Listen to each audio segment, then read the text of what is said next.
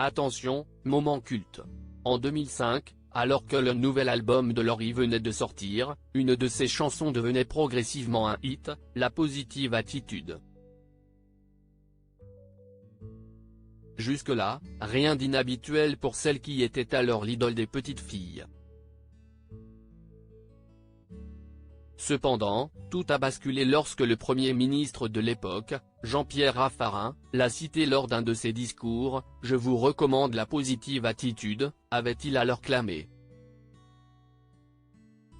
Un terme qu'il avait par la suite repris à tour de bras lors de ses interviews. À l'époque, ce moment était devenu culte.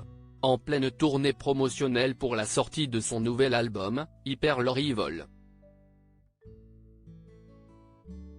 La chanteuse est revenue sur l'origine de cette histoire lors de son passage sur le plateau de Click, le 26 janvier dernier. Elle avait alors raconté que Jean-Pierre Raffarin l'avait félicité pour cette chanson qu'il adorait.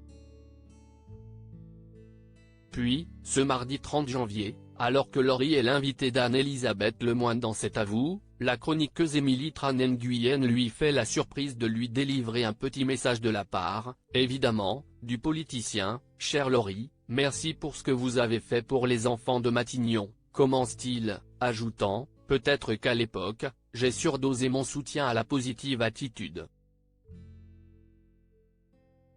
Sachez, cependant, que j'ai un regret. Quand je vous ai croisé aux obsèques de Johnny Hallyday, j'aurais dû aller vous voir pour vous dire que toute cette période m'avait inspiré un profond respect et une grande sympathie. À bientôt, j'espère.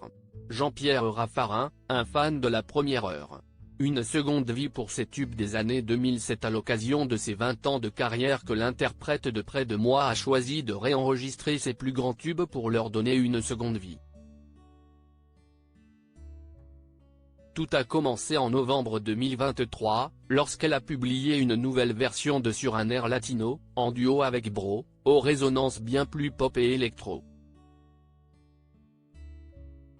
Le 26 janvier dernier, le premier volume de son projet a vu le jour. Dessus, les anciennes et nouvelles générations ont découvert des versions modernisées de Je serai ta meilleure amie, featuring Pige, J'ai besoin d'amour, featuring AD, ou encore Play featuring Bilal Hassani. Un second volume est attendu pour mars 2024. Nous ignorons encore quels tubes seront repris par Laurie. Article écrit en collaboration avec 6 médias. Crédit photo, capture d'écran France 5.